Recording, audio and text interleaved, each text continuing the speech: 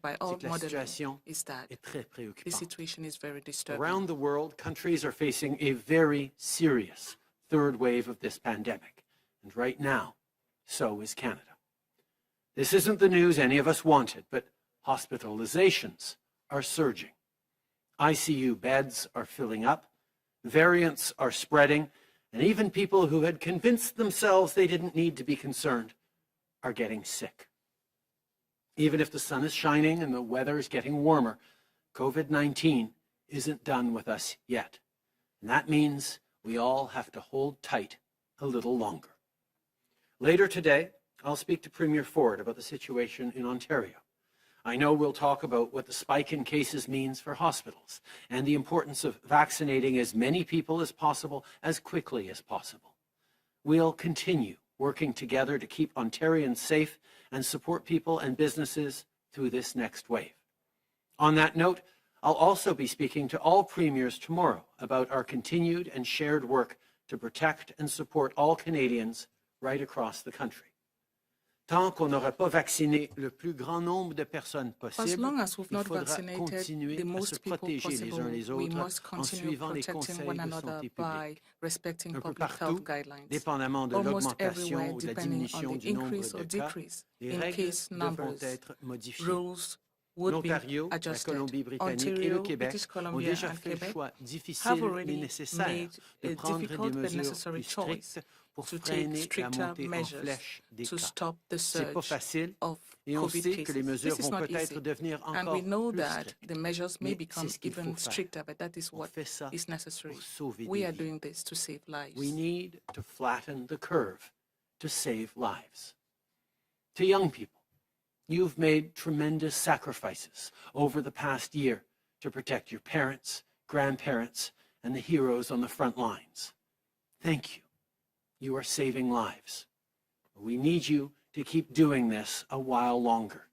If you can stay home, please do. And to frontline workers, I know you're tired, exhausted. I know you're really scared about what the coming weeks could bring because you're seeing the seriousness of these new variants and the spike in cases. You have done an unbelievable job over the past year. Know that we will continue to be there for you, and we will get through this together. If you need to take time off because you're sick or self-isolating, we've made sure the Canada Recovery Sickness Benefit is still there for you and any worker who needs it. In fact, we've added 2 more weeks to that benefit. Go to canada.ca to see how you can qualify because no one should be going to work sick right now. Of course, if you need PPE on the job, we're continuing to get you that. And above all, we're working around the clock to get vaccines delivered.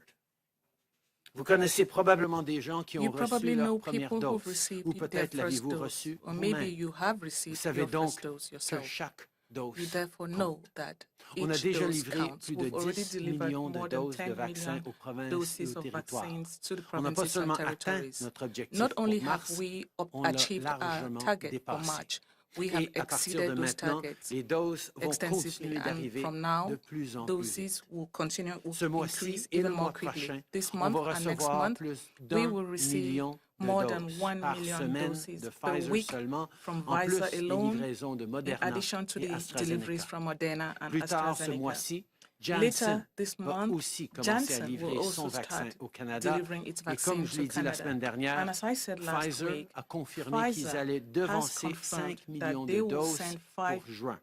Ces doses étaient prévues pour la fin de l'été. On va maintenant les recevoir. For the late summer, but we received them now earlier. Minister Annan and her team, as well as the Public Health Agency of Canada, are working tirelessly to coordinate deliveries, and we are doing everything to make sure that vaccines are administered as quickly as possible. Our government is delivering over 1 million doses a week to the provinces and territories, and we'll keep making sure these vaccines get to people as quickly as possible. As Deputy Prime Minister Freeland announced, we're providing additional support to the provinces and territories for their pressing needs on vaccine rollout. The federal government has paid for the vaccines, and we're happy to continue to help with more resources as needed. Because this is no time to go back and forth over who should pay for what. This is the time to do everything we can together to get as many people vaccinated as soon as possible. From day one, beating COVID-19 has been a Team Canada effort. Last summer, we delivered $19 billion through the Safe Restart Agreement to support the provinces and territories on what Canadians needed to get through this crisis. That money has helped with everything from additional staff at seniors' homes in Alberta, to modeling in BC to help keep communities safe, to mobile testing in Nova Scotia to reach rural areas. Today, we're delivering on the final installment for that Safe Restart Agreement. Our priority is for funding to go where it's needed most, whether it's for patients in hospitals, PPE for essential workers, or COVID-19 testing and screening for people on the front lines. Tout comme le premier versement, l'investissement de 700 millions de dollars annoncé aujourd'hui dans le cadre de l'accord sur la relance sécuritaire permettra d'assurer la sécurité des gens et d'aider les familles et les petites entreprises à traverser cette tempête. De tout l'argent investi au Canada pour lutter contre cette pandémie, the money invested in Canada to fight this pandemic, of the $10 comes from the federal government. We want to help people overcome the crisis and make sure that our country is well positioned to build back better. Before I end this morning, I want to take a moment to recognize that this will be an especially difficult day for a lot of people. It's now been 3 years since the terrible Humboldt Broncos crash. Today, we remember 16 people taken from us much too soon. And as we do, we stand with the families, friends, and teammates whose lives were changed forever. To people grieving across the country, we're thinking of you. I can only imagine how hard it is for you not to be able to gather on this day. And to everyone who continues to recover and rebuild, your strength is remarkable. Every day, all Canadians stand with you. Merci. Thank you. I'll now give the floor to Dr. Teresa.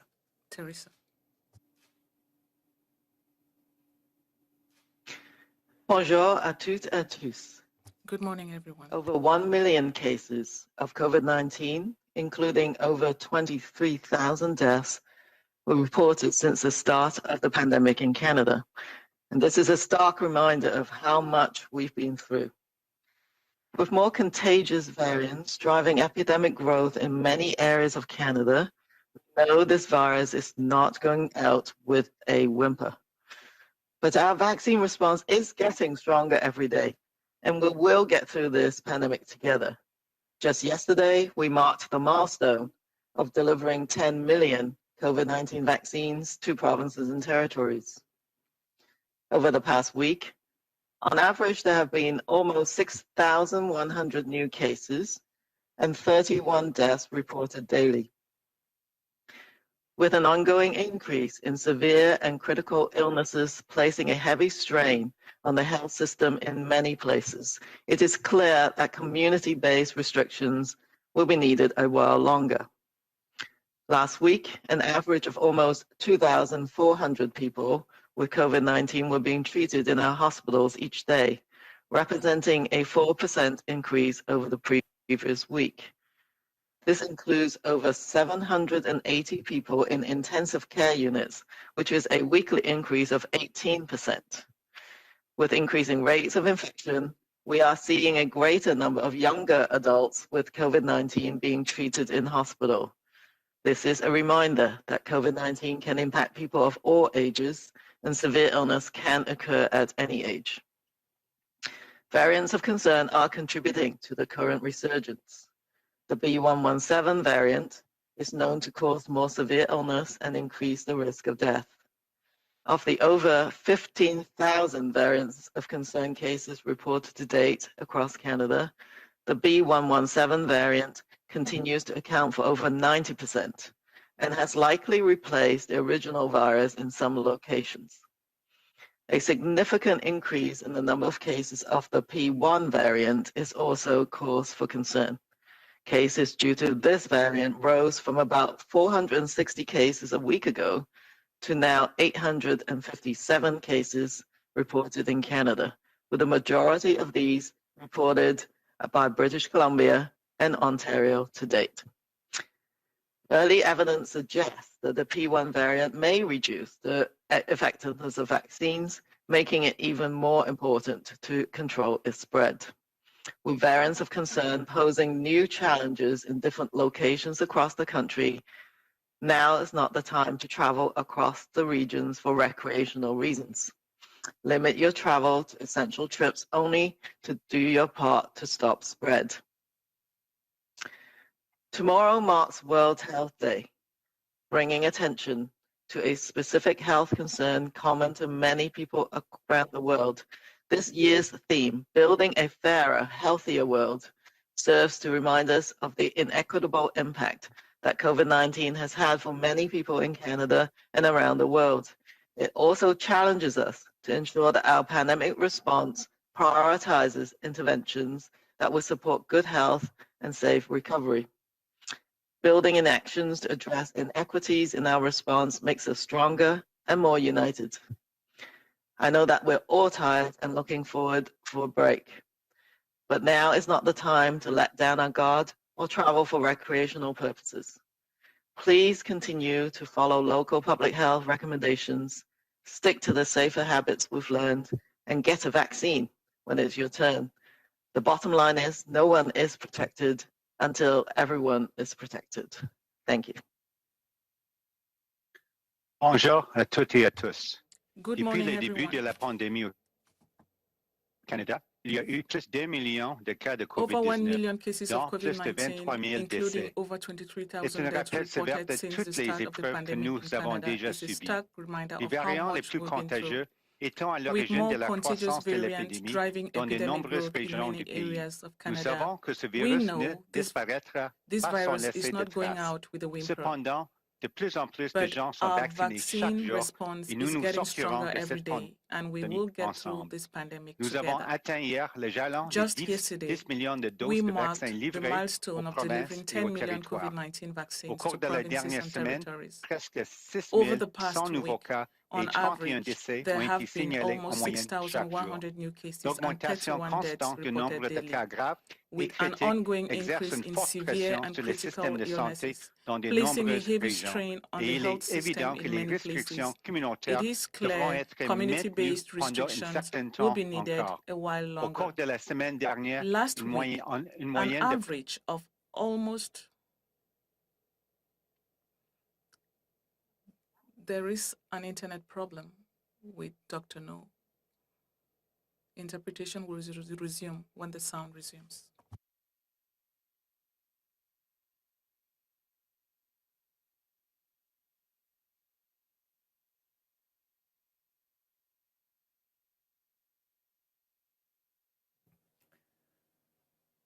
Okay, while we wait for the technical issues with Dr. New, let's open the questions for media. nous rappelle que la COVID-19 peut toucher des personnes de tout âge et que les COVID-19 can personnes de affect tout people âge of peuvent all tomber ages, gravement and malades. people of every Les age variants can be préoccupants severely y ill. contribuent. Nous Variants of savons que le concern are variant contributing to the B117 current peut rendre les resurgence. personnes plus The gravement B malades et augmenter le risque de variant décès. is known to cause Parmi many plus de severe 15 000 illness cas and de increase the variants risk of préoccupants death. signalés à Of ce the jour over au Canada, 15,000 le variants variant of concern cases B117 reported to date continue across de Canada, représenter the plus de 90% B117 variant des cas continues to et a account for over probablement remplacé le 90% virus and has initial à likely certains replaced the endroits. original Nous virus in sommes many également locations. préoccupés par l'augmentation A importante significant du nombre increase de in the cas number du of variant cases of the P1. P1 Le variant nombre de is cas de ce also variant cause est for passé de concern. 460 il Cases y a due une to this semaine variant à rose from about 857 en ce 460 moment au cases a Canada, week ago to now 857 cases reported in Canada, with the majority of these cases reported by British Columbia and Ontario to date.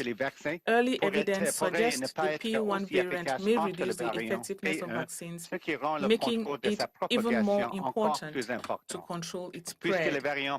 With variants of concern posing new challenges in different locations across the country, now is not the time to travel across regions for recreational reasons. Limit your travel to essential trips, only to do your part to stop spread. Tomorrow marks World Health Day, bringing attention to a specific health concern common to many people around the world.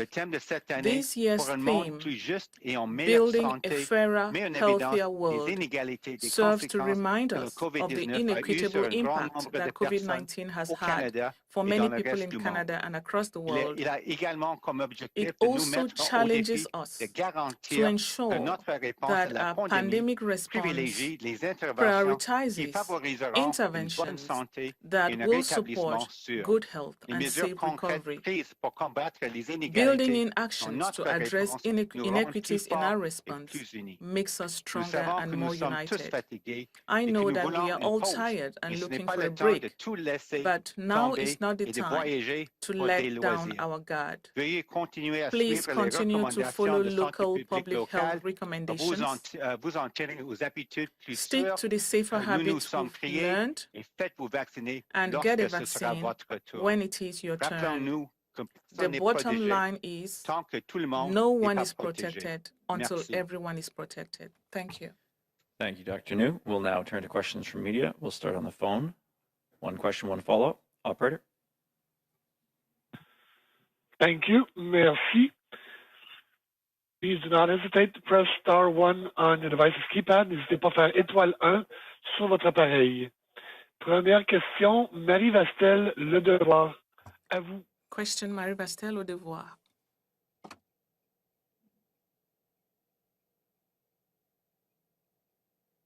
Marie Vastel?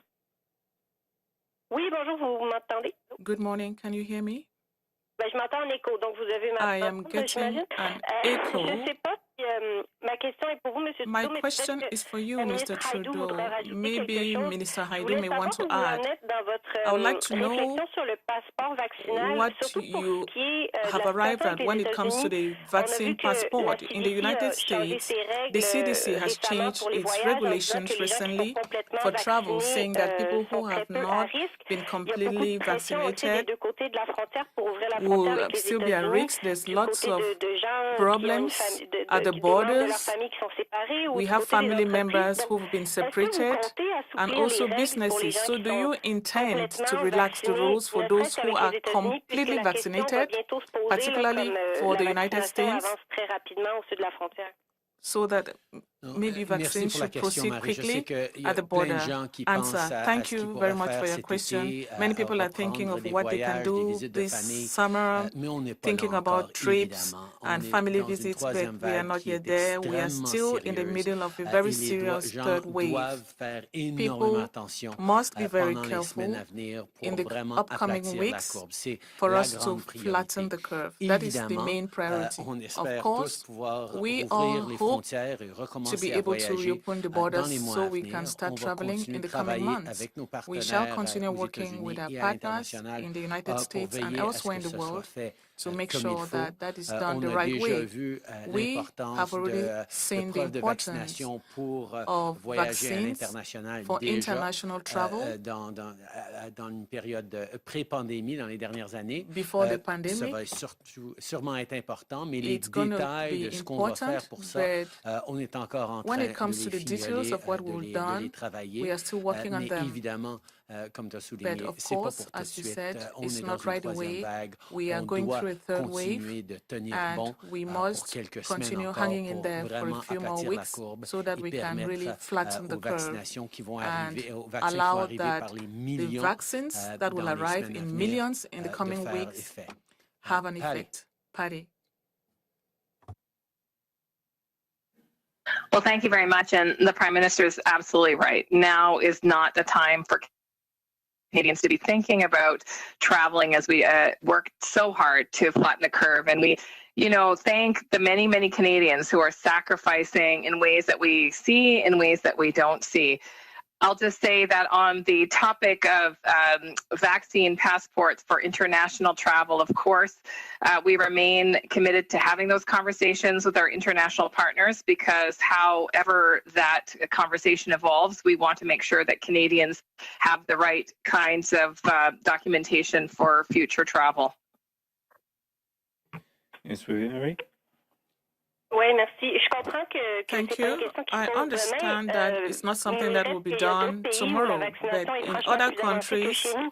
C'est peut-être pas le moment pour progress les has been Canadiens made de with voyager, mais il y a vaccines. des It's gens not qui really ont time reçu for leur 2 Canadians doses to de travel, vaccin but some people ailleurs, qui have voudraient received 2 peut-être doses of revenir the ici pour vaccine des raisons elsewhere and may want to come back here d'affaires, des for gens d'affaires business ou pour des reasons raisons personnelles. Donc, or for personal est-ce reasons. que vous avancez là-dessus, à savoir Are si you on making va progress on assouplir that les règles pour front? les gens qui Are voudraient rules venir going ici to puis be qui sont relaxed complètement for vaccinés? people who want Et to qu'est-ce que come vous here entendez if they are faire pour completely les gens vaccinated? qui seraient What vaccinés do you avec un intend vaccin to qui n'est do pas approuvé with au people Canada? who were Les gens se vaccinated with a demandent vaccine s'ils not approved in reçoivent Canada? le vaccin chinois ou If le vaccin people russe, par receive, for exemple, dans certains example, the pays, Chinese mais or ce n'est pas Russian reconnu au vaccine Canada, elsewhere, est-ce que these ça va être vaccines are accepté not comme preuve de recognized in Canada. vaccination pour rentrer Would au that pays? be accepted as proof of C'est une vaccination bonne when they question, come here? Marie. La Answer, réalité, c'est qu'on va that's a se very baser good sur la question. The science reality à is chaque we étape. will On rely va on evidence regarder at every les études, on stage. va We continuer will de continue looking coordonner at studies. avec We will nos partenaires continue comme les working États-Unis together with our qui partners pourraient like the United States, pourraient vouloir faire des mouvements avant nous, mais on va who may s'assurer de take some faire ce qui measures est before us, nécessaire but we pour will make protéger sure les that we do what Canadiens is à necessary to chaque étape. protect On Canadians at continue de every suivre la stage. science et We d'écouter les continue recommandations des experts en monitoring santé publique evidence and we pour nous continue aider à listening to établir public health quelles mesures experts sont to appropriées find out pour what les gens qui sont measures are vaccinés, pour appropriate les for gens qui people seraient who are vaccinés avec vaccinated and those des who vaccins pas may approuvés. have been On va vraiment vaccinated attendre la by science là-dessus. vaccines that are not approved. So we'll continue relying on them. Next question, operator.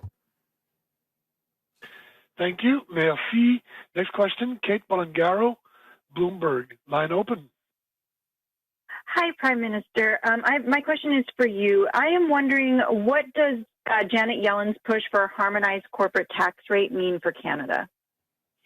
Well, I think we're all looking forward to conversations at the G7, at the G20 in the coming months with the international financial institutions about how we're going to not just get through this crisis and come back stronger everywhere, but how we can ensure that our international financial systems and institutions are the right ones for the coming decades. I think there's a lot of lessons that we've learned from this pandemic that we're going to be able to talk about all together, and we'll be open to hearing various proposals on how to make sure that growth is inclusive, that opportunities are there for everyone around the world. Canada will always look to ensure that we are competitive with other countries around the world in terms of taxes. No follow-up, Kate? And President Biden is urging the U.S. to open up vaccines for all citizens on April 19th. And what is your comparable date for Canadians? As I said, we intend to have every Canadian fully vaccinated who wants one by the end of the summer. We have passed our milestone that we promised for the end of March of having 6 million vaccines. As you've just heard, we're actually over 10 million vaccines delivered. So we're doing well, but there's a lot more to go. The tentative numbers we have out is we're optimistic about having more than 44 million doses of vaccines arrived in Canada by the end of June. Various provinces will do the math differently, will sequence different populations, as is right, with different postures in this disease across the country. Our job as a federal government is to work every single day to get more doses to this country as quickly as possible. This past week was a record week, but we're looking forward to getting even more in the coming weeks. That's what Minister Anand and her entire team are working on every single day. We know getting as many vaccines as possible, as quickly as possible, is the way we get through this as rapidly as we can. Thank you, and we'll take one more question on the phone. Operator? Thank you. Merci. Prochaine question, Philippe Vincent Foisy, Radio-Canada. À vous. Question, Oui, bonjour, Radio Monsieur Trudeau, Canada. j'ai une question sur les Good vaccins. day, Mr. Trudeau. I have a Vous question dites là, on vous vaccines. que tout va bien You're dans saying that l'approvisionnement all des is well when vaccins. it comes to Par vaccine contre, quand on regarde deliveries, ce qui s'est passé en fin but de when semaine, we même look votre at what ministre de la happened during Santé the qui weekend, dit even your on a health envoyé minister des said millions de doses aux millions provinces of qui, doses elles, were tardent à sent to the vacciner. Donc, quand provinces les gens and se they demandent are the pourquoi je cause ne of suis toujours pas delays. vacciné alors And when qu'on a reçu people 10 millions de doses, ask, why have est-ce que I c'est de la not been faute des provinces? vaccinated Est-ce que c'est ce in spite of que all c'est the ça le millions problème en of ce moment? doses C'est là le nœud, that have c'est been là que c'est delivered? compliqué pour And you l'opération say it's the vaccination? fault of the provinces. Is Je that pense really que the heart les of the gens voient problem? bien qu'on Answer. a livré People have énormément seen that de we vaccins have au cours delivered de la a dernière semaine significant number et of on va continuer à en vaccine livrer doses over the énormément. C'est past ça la weeks, and we responsabilité shall du continue to do gouvernement so. That is the fédéral, responsibility of the federal d'obtenir des government. doses de l'international, Obtain de payer doses from pour ces abroad, doses pay et for de les those envoyer aux doses, and provinces. send them to Mais the provinces. évidemment, But of course, comme tu soulignes, as on you va have être là stated, pour we aider les shall be there provinces à to les help the administrer le provinces plus to rapidement administer them possible as s'ils quickly ont as besoin de possible notre aide. if they need our help. Une suivi, Philippe? Follow-up question? Oui, qu'est-ce que Yes. ça veut dire, ça, What dans le does it concret? Vous mean pourriez les concretely? administrer concrètement, qu'est-ce que ça veut When you dire, talk about help them administer the vaccines, what does that statement regardent les mean? millions de doses, ils disent, People moi, je ne are suis pas vacciné. Comment ça look, se fait? hearing you talk Je of pense millions que of doses, but les they are not gens vaccinated. reconnaissent Answer. qu'on I doit think people tous recognize the fact accélérer le that processus de we must vaccination et ça all se fait speed up the quand on vaccination a une process, livraison, des and that is livraisons de plus done d'1 million de when doses we de have Pfizer par deliveries. semaine, For example, ce we qui have est a million prévu doses coming in pour from les semaines à Pfizer per venir, week in the coming weeks. beaucoup de doses de Moderna, Lots d'AstraZeneca, of doses will be bientôt coming on de from Janssen qui Moderna, va commencer à arriver AstraZeneca, au and Canada very aussi. soon Janssen Nous will allons also start continuer de faire delivering notre to travail Canada. So we pour shall assurer continue la doing our job livraison de to plus en make plus de sure doses that more à and travers more le pays. doses are Mais si les delivered throughout provinces the ont country. besoin de But ressources if the additionnelles, provinces need d'aide additional additionnelle, resources, on va être là additional avec les assistance, ressources pour we s'assurer shall que ces be vaccins there soient with those administrés le plus resources to rapidement make sure possible. that those vaccines are administered as quickly Prime as Minister, it's possible. Annie Bergeron-Oliver with CTV National News. It's been reported that there will soon be about 90 million doses of AstraZeneca sitting unused in the United States because the FDA has not yet approved AstraZeneca. Do you think it's right that the Americans are sitting on tens of millions of vaccines they can't use? And do you intend on asking President Biden for some of these doses to be delivered to Canada immediately? We have continued to engage in conversations with partners around the world, including the United States, about getting more doses quickly. We recognize that the United States has actually already sent us 1.5 million doses of AstraZeneca, which arrived last week, and are looking at ensuring that their closest partners and neighbors, for economic reasons and for reasons of family and proximity, get vaccinated as quickly as possible. We continue in those conversations with them, and we're hopeful that we'll all be able to get through this quickly. CBC, you're talking about the federal government potentially helping the provinces get more vaccines out. I'm wondering specifically, do you envision federal vaccine clinics? Like, what specifically can the government do to make sure more vaccines get out faster? Well, for example, from the very beginning, we've been present in remote and northern Indigenous communities to help with vaccination efforts for the most vulnerable. That was part of our strategy from the very beginning, to recognize that in Arctic communities and northern and remote communities, we needed to take special measures to not go in back repeatedly for every time we drop the ages by 5 years, as the rest of the country has done, that we were just going to vaccinate over 75% of those northern or remote communities once, so that we're able to protect people. And those are the kinds of things that the federal government is doing. We have handled and been there to support the logistical rollout of vaccines and distribution across the country. And as provinces have asked for extra help, whether it's extra resources, extra medical personnel, or logistical support staff, we have been there to respond to them. The provinces in general have been very clear that they feel that the vaccination is something that they are able to handle on their own. But as always, we have a Team Canada approach. And if anyone needs extra help, the federal government will be there, as we have from the very beginning, whether it's on vaccinations, whether it's on contact tracing and rapid testing. We sent tens of millions of rapid tests to the provinces in the fall. We're continuing to work with them on getting them rolled out, whether it's on direct support for businesses, for communities, for individuals, for families, for seniors, for youth people. The federal government has stepped up with 8 out of every $10 spent on recovery and support during this pandemic coming from the federal government. We will continue to be there to make it through this final wave, hopefully, as rapidly and as effectively as possible.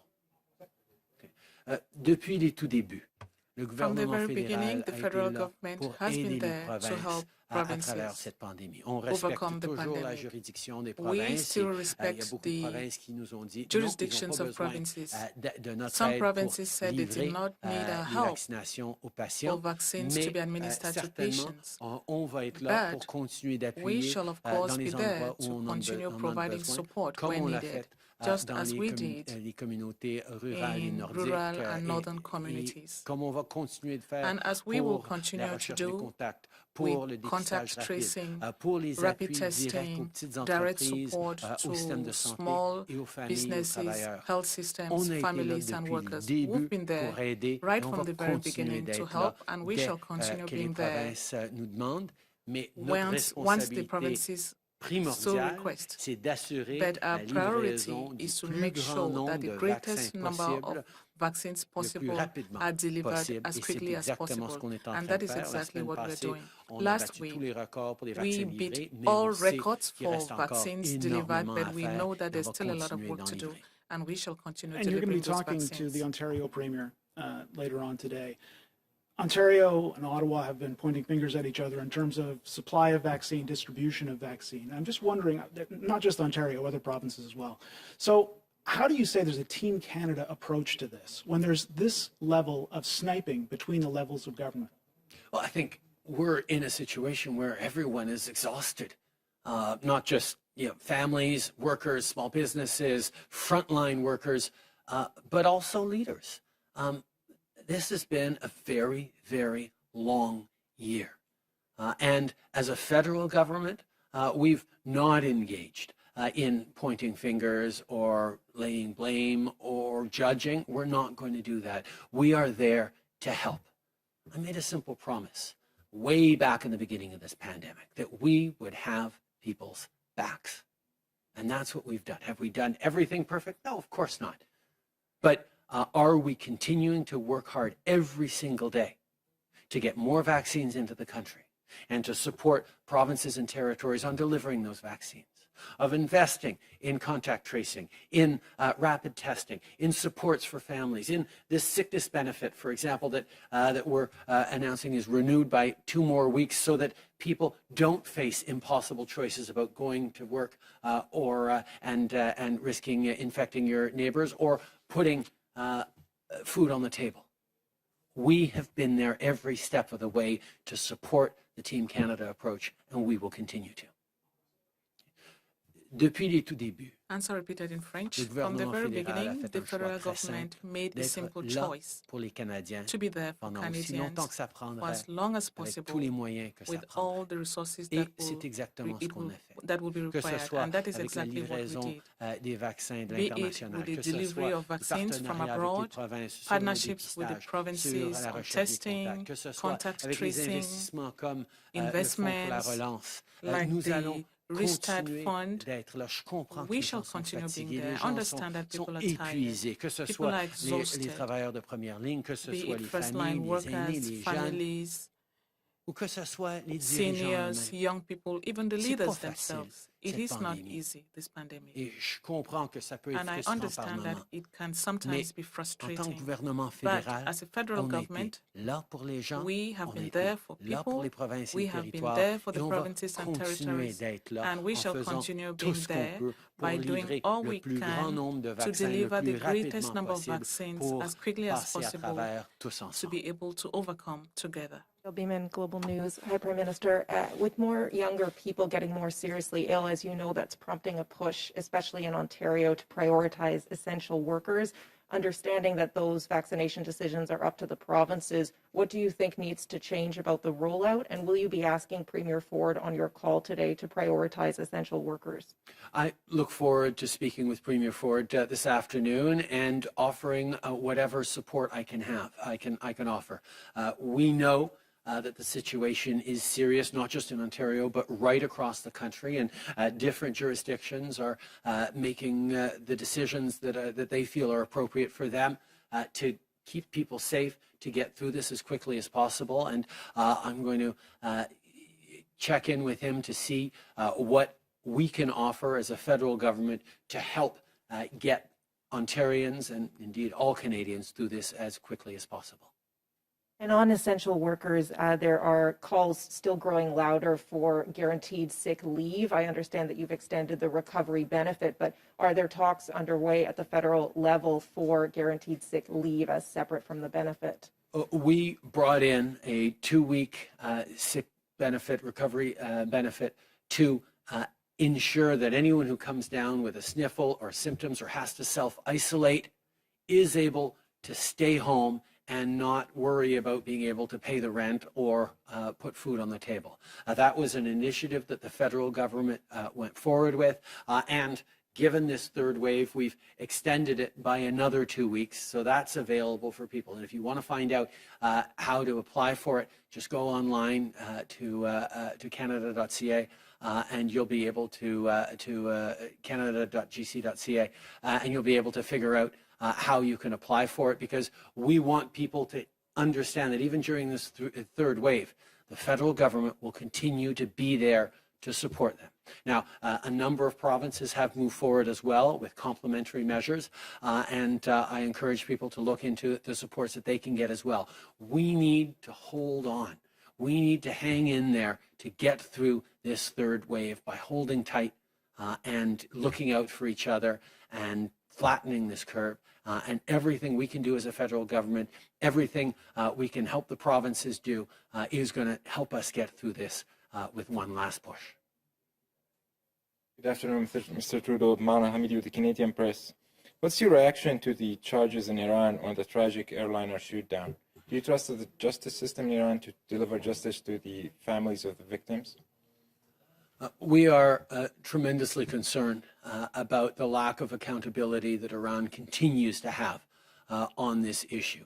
The lack of transparency, the lack of a full and total investigation means that Canada, along with our fellow countries in the International Contact Group, will continue to put pressure on Iran to deliver true accountability and justice, compensation for the families. I spoke this morning with President Zelensky about the ongoing criminal trial and got an update on that. We will continue to work with the international community, work to reform international aviation standards, and mostly work to make sure that the families that I had the opportunity to meet with and sit down with, who continue to be heartbroken and will for the rest of their lives on the losses of these loved ones, get closure, get compensation, and mostly get justice from Iran. Thank you. That concludes the time the Prime Minister has. The doctors and ministers will still be around for questions in just a moment.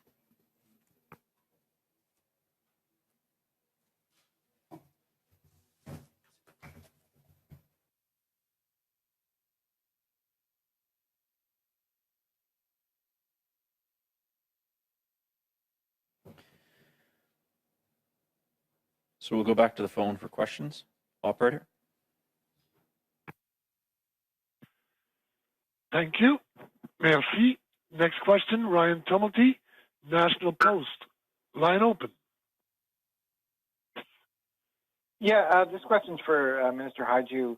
I'm wondering, the Conservative leader, Mr. O'Toole, today called for a post-pandemic public inquiry to examine the government's actions throughout the inquiry. I'm wondering what you make of that. I know you suggested there would be some kind of review after the pandemic is over. Do you think a public inquiry is the right forum for that? Well, thank you very much, Ryan. And I think the Prime Minister and I have both said that every country should do a full review of their pandemic response when we are through this crisis. Clearly, every country has a lot to learn, including Canada, and we have committed to that. And so, obviously, from our perspective, there needs to be a foundation so that we have a full accounting of the lessons learned through this pandemic that can be applied to better preparedness for the next global health crisis. Follow up, Ryan? Yeah, I know there have been reports coming out of a few cities about vaccine appointments going unfulfilled, and there's still some people who aren't, at least not rushing out to get a vaccine when they're eligible. I'm wondering if you're looking to do something to address that hesitancy and maybe also give people an idea of what parts of their normal life they can return to by getting the vaccine that might incentivize them to kind of get it. Thanks very much. It's a great question. And yes, we have had our minds wrapped around vaccine hesitancy for quite some time. In fact, we launched a call for proposals to community organizations and other groups that can work within, for example, specific cultural groups or faith groups to apply for money to disseminate information in culturally appropriate ways. It's a $53 million fund. And I encourage a variety of different community groups to check out the availability of that money that can help them with disseminating information to populations that may prefer to get information in different ways and in different languages. We also have ongoing messaging to Canadians about the benefit of vaccination, and we'll continue to do that and evolve our messaging as the vaccination campaign evolves. And then finally, yes, I think the Prime Minister referenced this in a question earlier around vaccine passports and what can you do when you're vaccinated. We're working on materials. Of course, those materials will evolve as the evidence and research evolves. I know Dr. Tam has spoken about this a lot, and maybe I'll turn it over to her to speak a little bit about what we're still learning through research about onward transmission from people that are vaccinated. Dr. Tam? Yes, I think in the area of vaccine confidence, besides the delivery of lots of vaccines, that is going to be the key area of focus, I think, for work for the whole of the public health system in Canada. And I think the really criticality, as Minister Hajdu said, is that it's not just the broad messaging, but the more targeted approach to different communities. I've been fortunate to be able to participate in a number of those sessions. I've been very impressed, for example, for Black physicians and in partnership with Black North, for example, business leaders are able to outreach to their communities. And that's some of the most effective ways of doing that. Business leaders as well as faith leaders and health workers who can reach out to those communities because they have a trusted voice. I think our role is to provide them with information on the effectiveness, the incredible effectiveness of these vaccines in preventing serious outcomes and death. So for any individual, that's the key message, is that it stops you from experiencing severe outcomes. And even though, of course, the most severe outcomes are in older age groups, as we've seen even in younger populations, while still relatively rare, as numbers increase, you might be the one that is going to have a significant illness. So that is really important even for the younger population, where I think vaccine confidence is not as high as we would like, because there's a perceived perception that they're less at risk, of course. So I think this current third wave with the variants thrown in is really important message that any age group could potentially have a serious outcome. And that is a primary reason for getting vaccine. That is the benefit you're going to get. And then the other message is that really the vaccine is there for individuals to protect each other. No vaccines are 100% effective. even a 90% effective vaccine still leaves 10 out of 100 people who are vaccinated who may not be protected. So you depend on other people getting vaccinated to protect each other. And some people can never get the vaccine or will never mount a sufficient immune response to it. So getting as many people vaccinated as possible is the strategy, and particularly at the time when the variants, when the pandemic is escalating in Canada. So I think that's what's to focus on, is what the vaccines will do is help us, together with public health measures, get this third wave under control. So I think that's the focus.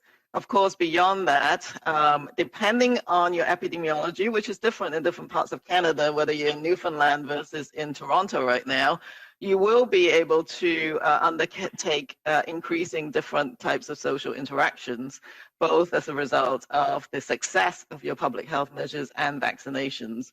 So it is a difficult period. I think what our message is, focus on protecting each other as well as protecting yourself from severe outcomes. Thank you, Doctor. Prochaine question, operator.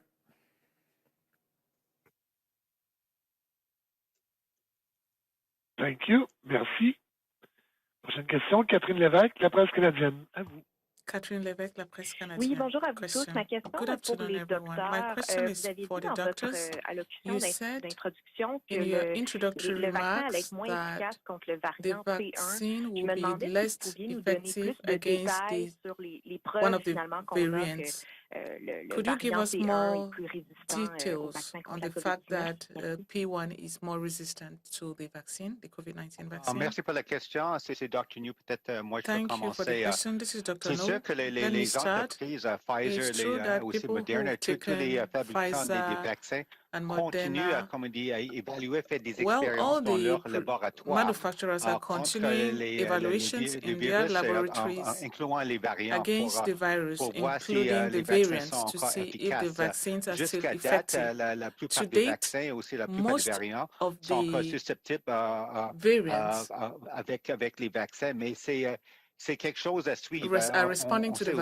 vaccine, avec but it's l'expérience something to be des autres monitored. pays, We comme par know exemple from l'Afrique du experiences Sud aussi, que elsewhere, quelques like South variants, Africa, that some of the les vaccins variants sont moins efficaces. Donc, are not, on n'a pas des the chiffres vaccine exacts is parce not que as effective c'est une against some of the situation qui variants. continue à But this évoluer is a aussi avec les situation that données probantes. continues to evolve. On ramasse un And peu, on with analyse the les données probantes evidence partout dans le that monde, we mais have, pour l'instant, c'est analysis are pourquoi still les ont underway. souligné le point que So we c'est would très like to important. say that it's Les very vaccins important. ne sont pas, comme dit, la Vaccines solution au complet. Il are faut not continuer avec toutes les mesures de santé a publique, miracle mais solution. We en need même to temps, on continue with continue à vacciner respecting all de public plus en health plus les guidelines. Canadiens, mais ce n'est pas seulement une question de vaccination. Donc, It's not c'est all quelque chose about à suivre pour vaccines, l'instant. so it's something that has to Merci. be monitored for now. Thank you. Une suivi, Catherine?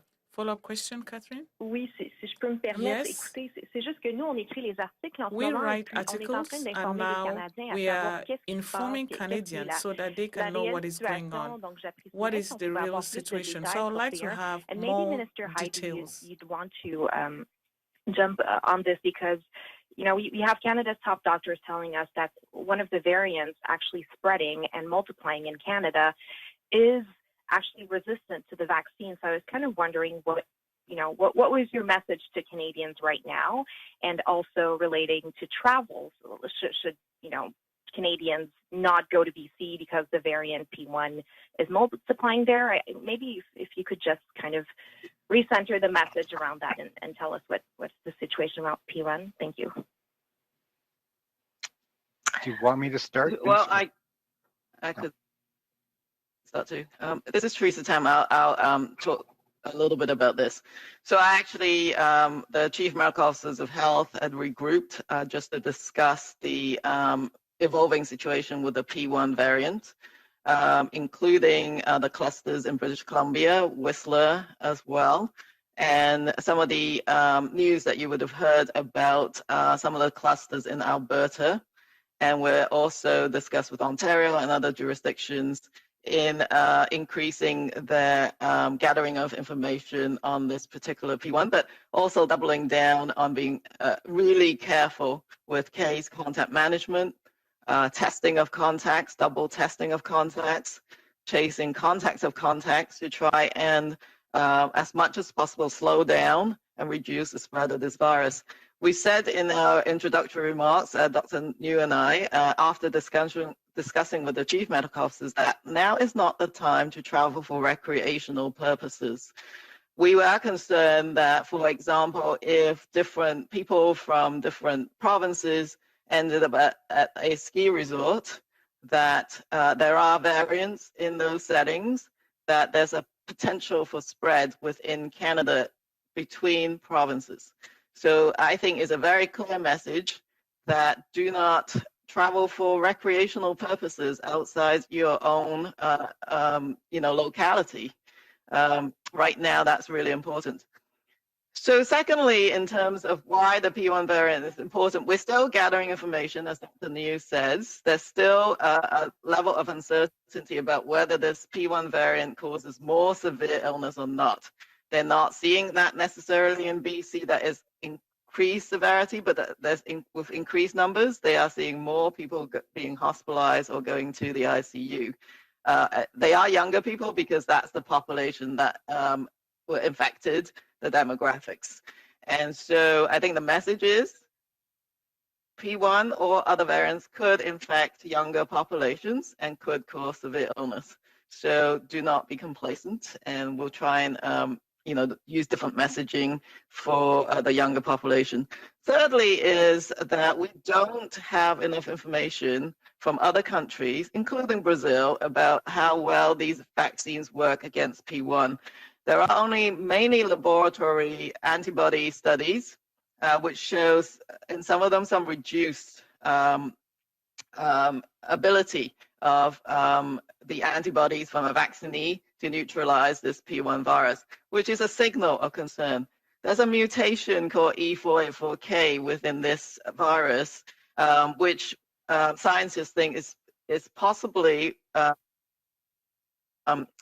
renders the virus to escape the current immune response, including the possibility for someone to be reinfected. That was the initial event that caused us to be concerned about this P1, is that there was a reinfection in a particular person that already had COVID-19 before and then got reinfected. That tells us that this virus might be capable of evading that immune response, but we do not have an actual vaccine effectiveness estimate that is, solidified in terms of the evidence. And if Canada is seeing the evolution of spread of P1, we might be a country where we will be able to produce some of this data. And I also discussed with the chief medical officers that, we need to look towards their leadership in gathering that information. It's Dr. New. Maybe before I pass it to Mr. Haidu, I'll just sort of outline 3 main points, exactly like Dr. Tam said.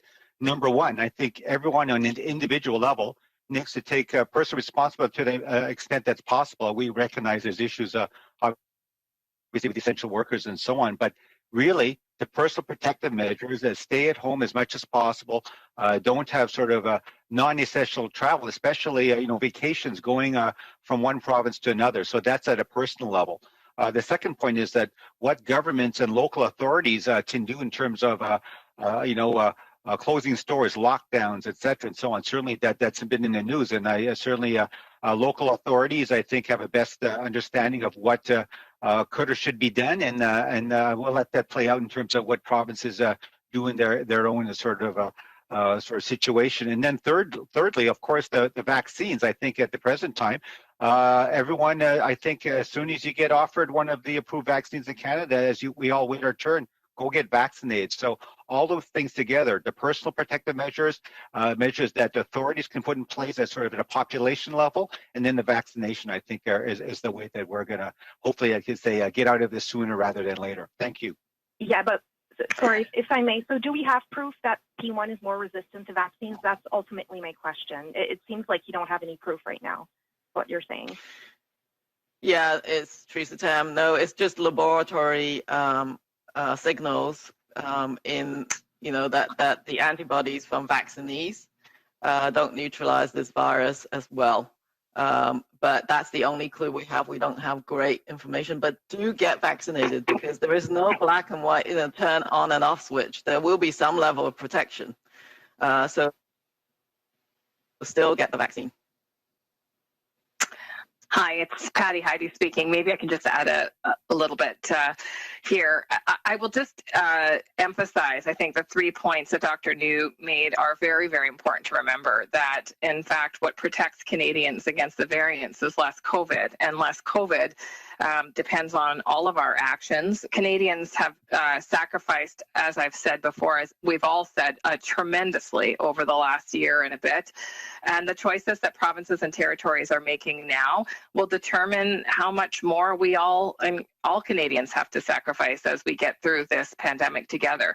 So it's personal decisions, it's the choices that provinces and territories are making. And of course, those are the kinds of things that will slow down, or in some cases accelerate spread, that will put Canadians at risk or protect their health.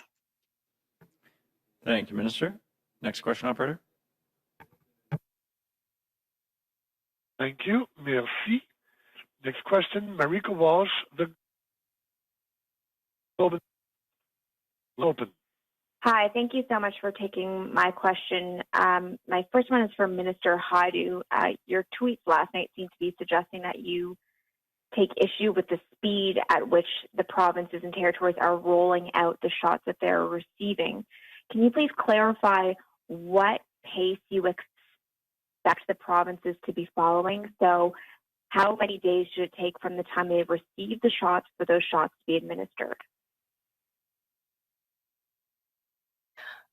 To be clear, Marika, the tweets last night were providing information that we post online in a more accessible format for Canadians, given how much conversation there is about provinces' doses received and doses administered. So it was a series of tweets that highlighted the number of doses that have been shipped to provinces and territories, the number of doses that have been administered by the date of that tweet, and a link to where Canadians can get information about their own provincial vaccination strategy.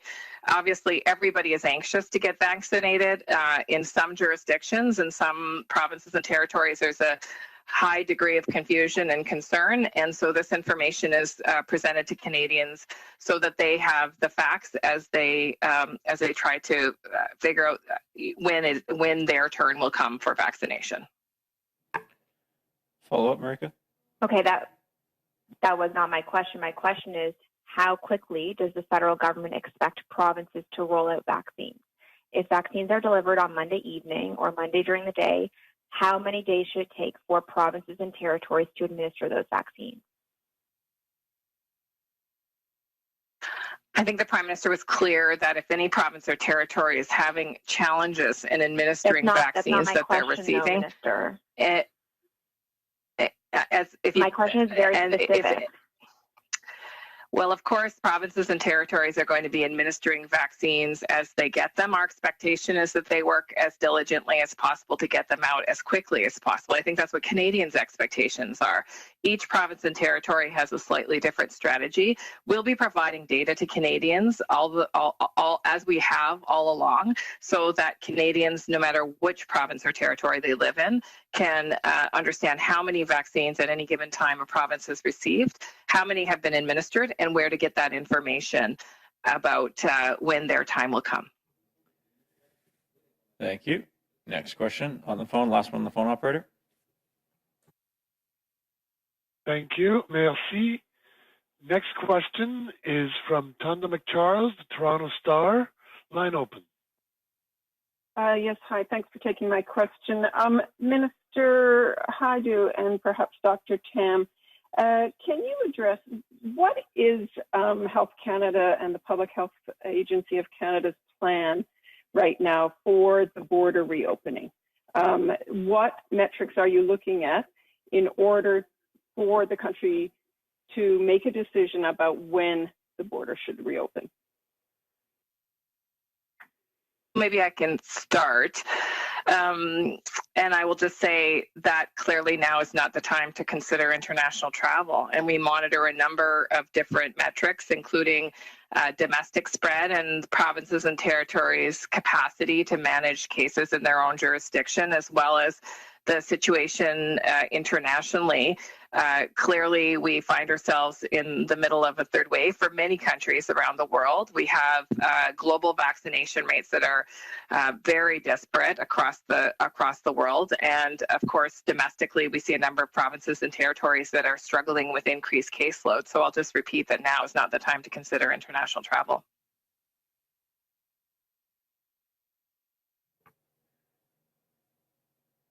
And a follow-up, Dr. Tam, are you able to weigh in? Yeah, I have a follow-up, but I had also asked Dr. Tam to respond. So I'll once I hear her answer, I'll ask my follow-up. Of course. Yes, hello. It's Teresa Tam here. So I think Minister Hajdou's outlined some of those considerations. One is what is the domestic situation. One is what's going on outside of Canada in terms of epidemiology and spread. And the other aspects is, of course, whether the provinces are coping with hospitalizations, ICUs, that kind of capacity. So we must be able to cope with any potential risks. And I think that's, absolutely critical. There are, of course, other considerations, whether it's operational or otherwise, that always needs to be taken into account. Right now, of course, we have put in place testing capacities and other capacities to enable the safe entry and quarantining of travelers. And so it's not just the public health rationale, but also what that operational elements might look like. So all of that has to be pulled together for our decision makers to take up that decision. Okay, thank you. So I didn't hear in that metrics such as vaccination rate per 100 population or anything like that. So if I've misunderstood, just correct me on that. My other question for I guess Minister Hajdou, I didn't hear a clear answer to my colleague's question earlier. So perhaps you can address this. Are you ruling out eventually an inquiry that is actually public, a public inquiry? You were asked about Mr. O'Toole's call for that today. And so I'm not looking for whether there's a departmental lessons learned or an internal. I guess I'm asking, is this government prepared at some point post-pandemic, as you've said before, to initiate a public inquiry into its pandemic response? Well, thank you very much. And I think both the Prime Minister and I have been very clear that a full investigation of Canada's pandemic response is warranted and required.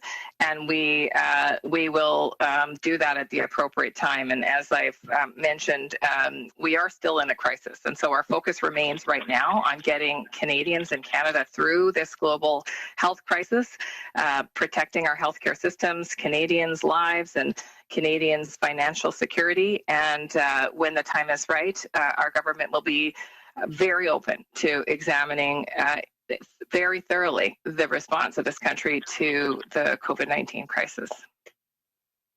So does full mean public? I mean, Tanda, listen, I can't predict the nature of the inquiry, but I can tell you that we would want all Canadians to participate. So I will, I will say that we're open to, an inquiry that is as deep as necessary, including a public inquiry that gets to how our country can be better prepared to global health threats in the future. With CTV. Hi, it's Annie Bergeron-Oliver with CTV National News. My question is for Minister Hajdou. Do you think the provinces are vaccinating people fast enough?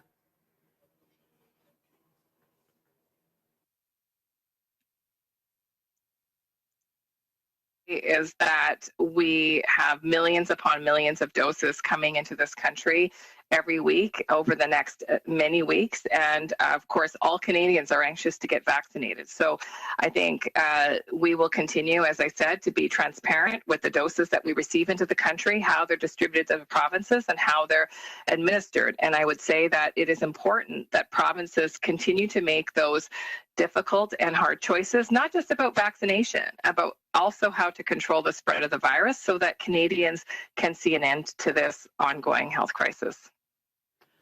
I'm going to try that again because you didn't quite answer it. Your government keeps talking about the ramping up of vaccines starting soon. You just mentioned that millions of doses are going to be coming in every week.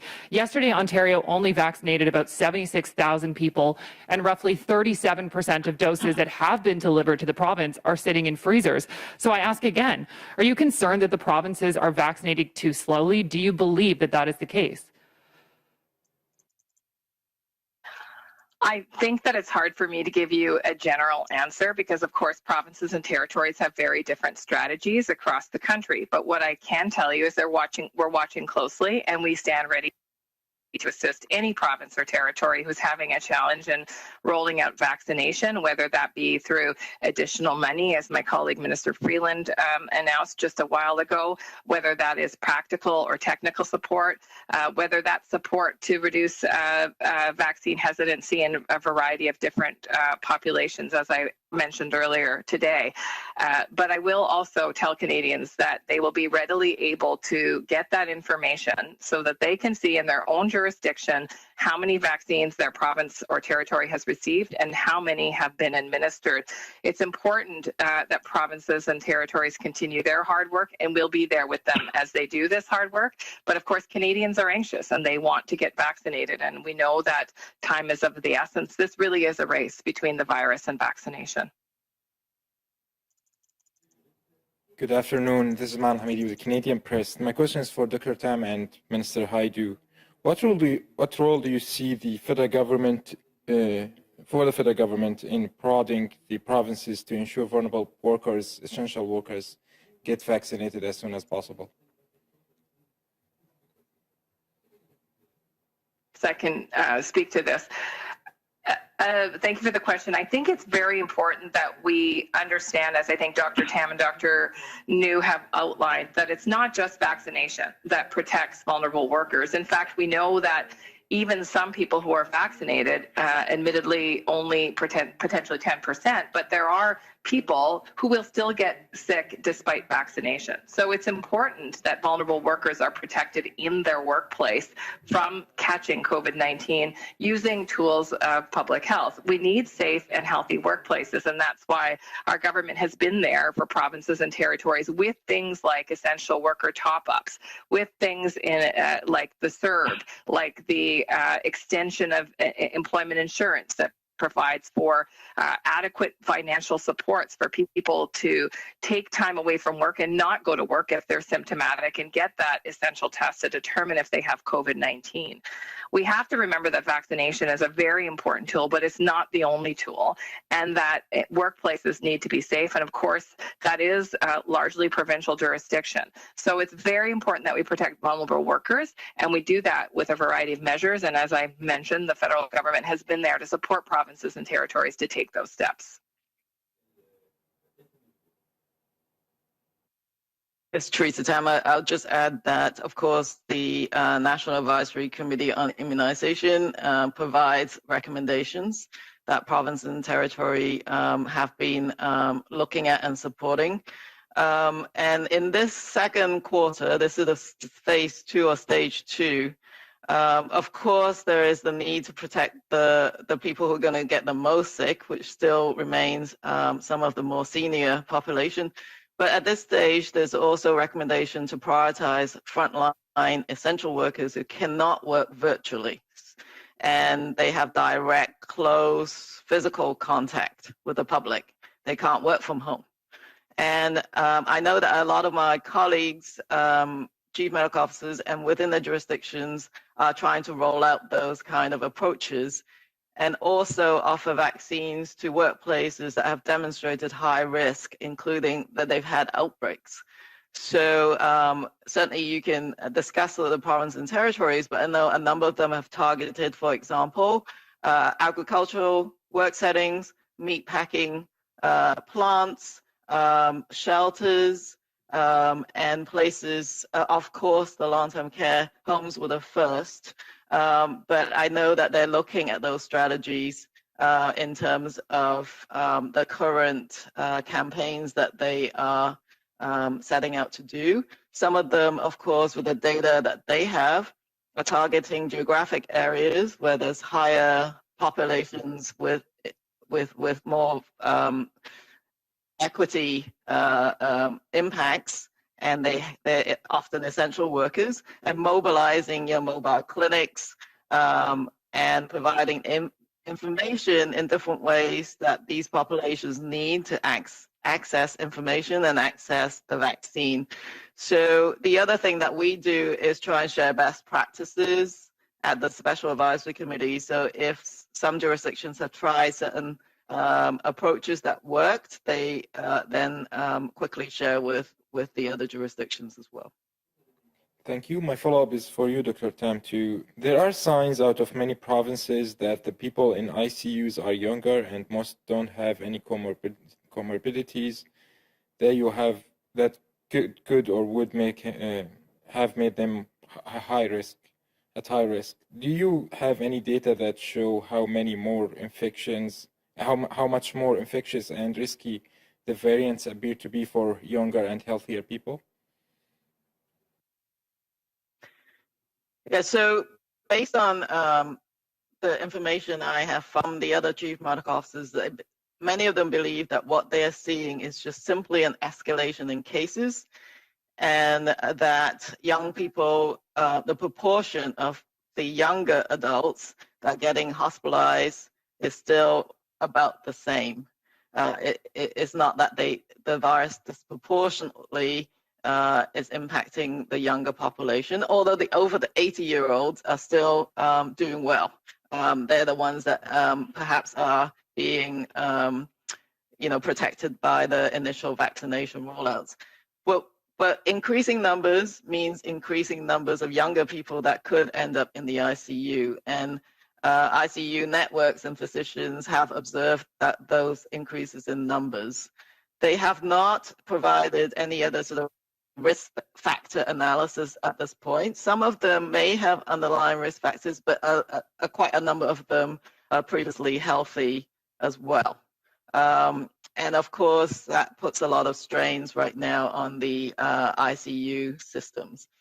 The province that has the most experience with the B117 variant, which is Ontario, has managed to provide a scientific analysis of what they're seeing to date, which suggests that, in line with some of the international studies, that the variant cases, B117 predominantly, are associated with increased severity, including hospitalizations and deaths. So that's the best data that we have coming out of Canada at this point. Abigail Beeman, Global News. With this third wave, with cases rising and some reports of younger people being more seriously ill, I'm wondering if you believe that anything about Canada's strategy needs to change, given that in this third wave, we're also seeing a new level of pandemic fatigue, people who are tuning out, more protests against lockdowns. Does something need to change?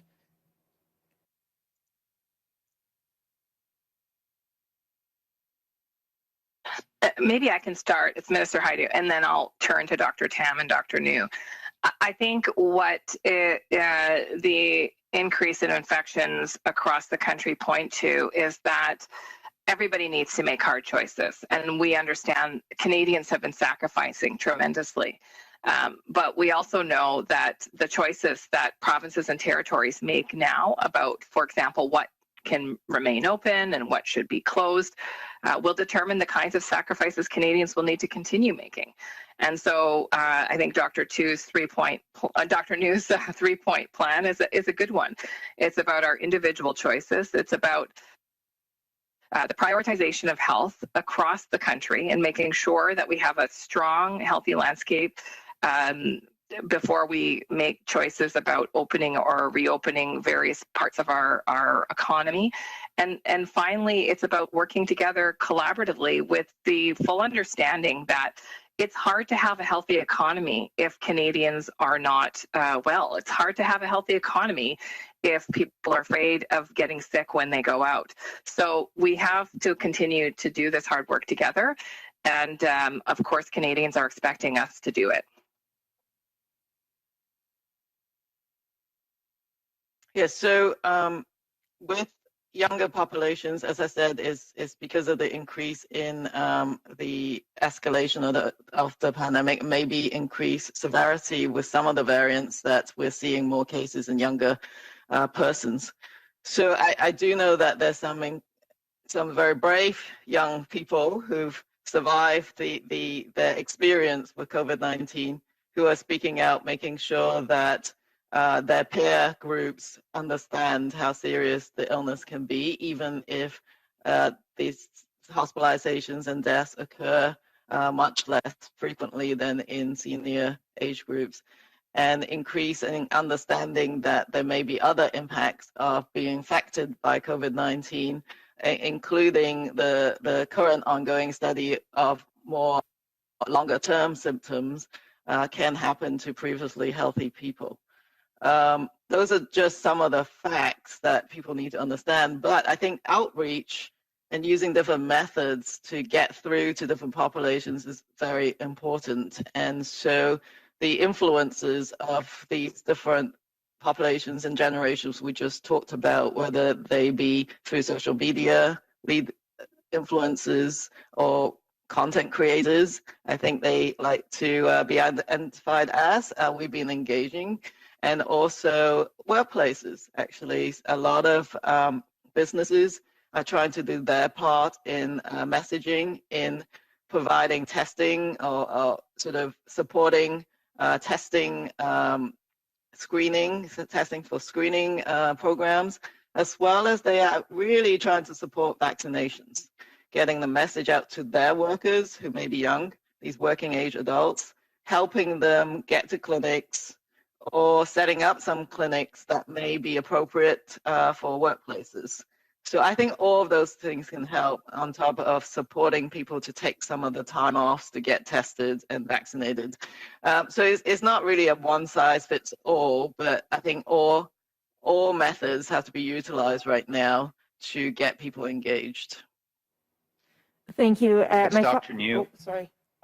Yeah, the only other point I would stress again, and I think it's already been mentioned by Minister Hajdu and Dr. Tam, is about, I think, the younger population. The fact that they're now also ending up in the ICUs and being hospitalized, I think is quite sobering. And I think you've seen probably in the last few days, and I think it's even hit me, the level of concern and anxiety, and not just public health officials, but also the clinical physicians, the doctors on the ground who are actually seeing these folks ending up, in hospital and ICU, previously healthy young adults. So as we mentioned even earlier on in the pandemic, a lot of, I think, younger folks were probably thinking they weren't personally vulnerable, said, it's just going to be a sort of a mild illness, et cetera, and so on. And you're seeing now that, maybe with the variants and so on, that the situation is changing. So I think that's something we need to build on. And I think there's multiple means using, Facebook Live events, Dr. Tam and myself, where we're involved with events such as that to try and get the message out. And I think young folks themselves, I think at this point, everyone probably knows someone who's been affected by COVID-19, be it a friend, a family member, and so on. And so I think people need to recognize that they need to do their part, but also share stories and show others that no one is sort of immune to the effects of COVID-19. Thanks. Thank you. My follow-up question is for Dr. Tam. I'm just looking for some clarification on the question of younger people getting sick. I know that over the weekend, Adrian Dix in BC said that while the number of cases of younger people may be proportionately the same, just like what you said earlier, Dr. Tam, he said that the younger people, they're seeing that they're getting more seriously sick than before. So I'm just wondering if you can clarify, are you hearing that from other provinces too, that while the cases numbers may be proportionally the same, that younger people are getting more seriously sick? Thank you for the question. I think that data is still being analyzed, but it's true that a number of chief medical officers have indicated that what they heard from on the ground is that younger adults, there's certainly increased numbers, but many of them deteriorate quite quickly. and have to be admitted to the ICU quite immediately. And then, of course, they spend quite a bit of length of time staying in the ICU, which means that there's a capacity impact as well. So one of the interesting statistics that I presented in my remarks was that the hospitalization rates haven't gone up in a huge way, at least at a national global level, but the ICU admissions have gone up 18%. And that would perhaps be in line with some of these reports, if you like, from the medical officers who are saying that people might be going straight into the ICU very fast. Hi, it's Tom Perry with CBC. My question is for Minister Hajdu. I just wanted to ask you again about that series of tweets that you put out. And I'm just wondering, in terms of laying out the deliveries versus the doses administered, did you feel it was necessary to do that given the complaints some provinces have been leveling at the federal government at what they say is a slow pace of deliveries? Just what was your motivation for thinking you had to lay out those numbers? Well, thank you very much for the question. I think the motivation is that Canadians deserve clarity of information, not just about the doses that have been received in their province, the doses that have been administered, but also how to get clarity about how a province is prioritizing populations and how to get clarity about how they themselves sign up for a vaccination or find out more about how to sign up for a vaccination. So it's really about making sure that Canadians have access to transparent, updated information. We'll be retweeting this information every week so that we can, all Canadians can follow along as provinces and territories do that important work of immunizing their populations. And the Prime Minister talked about this a little bit earlier, but I mean, are you concerned that any kind of level of sniping between the provinces, the territories, the federal government, that's going to detract from the overall goal, which of course is to get as many Canadians vaccinated as quickly as possible?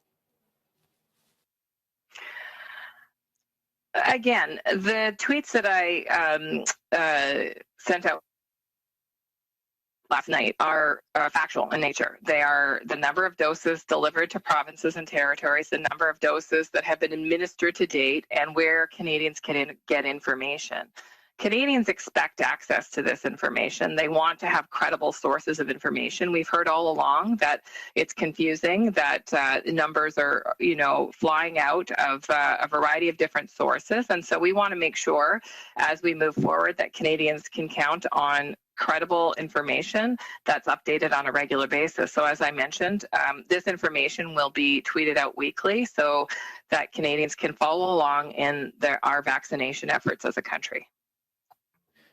Thank you, ministers. Thank you, doctors. That concludes today's press conference.